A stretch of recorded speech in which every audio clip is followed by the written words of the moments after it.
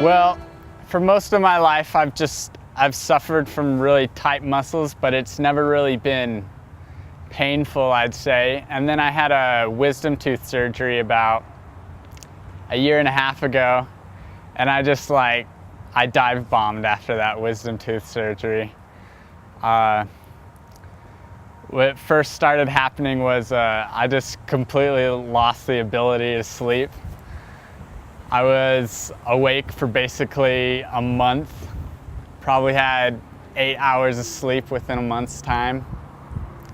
And during that time, my body, my mind, everything just sort of got wrecked. At that time, it was just shuffling from doctor to doctor, trying to find out what was wrong with me. And they took a bunch of blood tests, and they all came back all right, and they just said I'm fine. And everyone sort of just gave up on me and said I was just depressed. So they would prescribe me antidepressants, but I knew that wasn't the problem. I knew I was really sick. So finally since they thought I was depressed, they had me seeing a psychologist, and I started talking to him about everything that's going on. And he was sort of agreeing with me that he thought it was more than just depression, that he thought it was actually a biological thing. And he actually, I think he has a mild form of MS is what he said.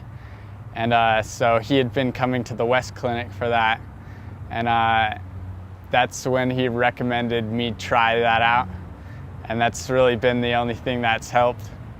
Everything before that was just sort of like a lost cause. You think one thing's gonna help and it ends up doing nothing. Is this the only thing that's really helped?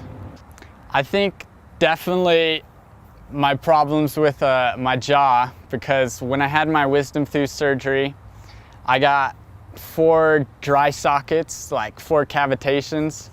And so the bacteria, whatever was bad, just got in there, and since my immune system couldn't get to it, that no matter like how much help I could get, it would just keep leaking out and all that sort of stuff.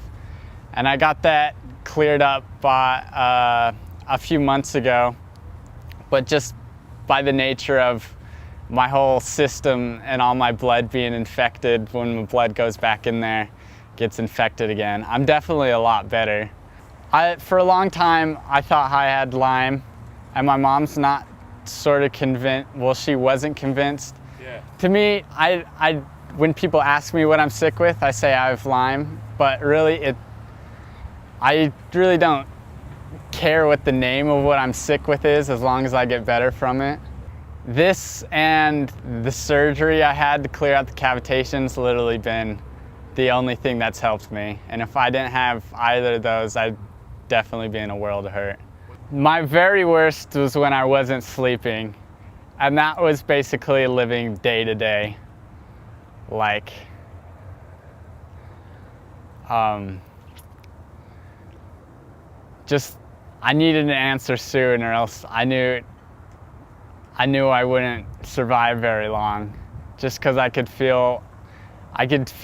sort of felt like myself being destroyed. I was living in my body, and at one point I felt like I could feel myself being eaten from the inside, and it's just a terrible thing, consciously, slowly dying, I guess. My main symptoms at the beginning was I had incredibly difficult time sleeping. I had muscle pain, joint pain. I have tremors and twitches. I'd have stomach problems sometimes. I had brain fog. I had pain in my jaw area, and just sort of fatigue, no energy to do anything.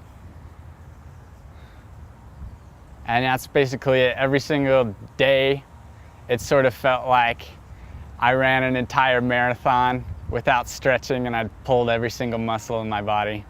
I want to say there is hope, and you can always find something to help, but I don't know, I really think it's a shame what they do to people with this disease, and how, like me, like this has probably happened to almost everyone I've talked to, is that they're just sort of shooken off, told they're not sick, it's all in their head.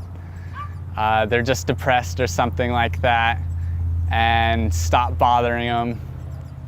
It's a shame what they do to us. When I was at my worst and I wasn't coming here, I didn't know anyone else who was suffering like this. I thought why me, you know? Out of everybody, why did this have to happen to me? And when you come to places like this, you realize that you're not alone, and that people deal with this pain every day. Some people deal with it for like 20 years. I've only had it bad for probably like 1.5 years.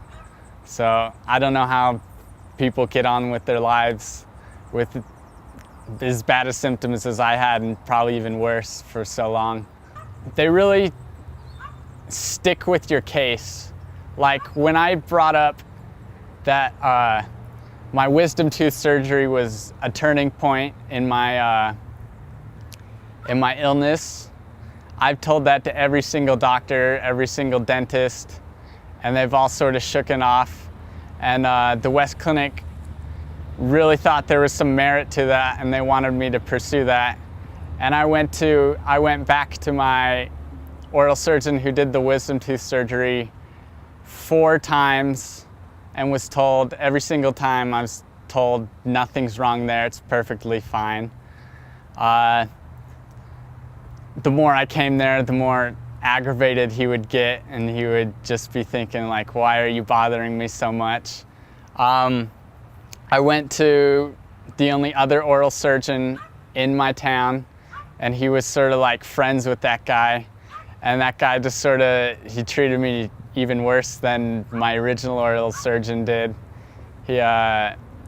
First question he asked me if I hated the other oral surgeon. And then when I brought him the x-rays, he said they took too long to load on his computer, so he didn't even look at them. And after all that being like, they didn't find anything, but I really think there's something there, the West Clinic just sort of stuck with me. And I think without solving this issue, I would not have made much progress, and I would have probably stayed at around 30-40% my entire life.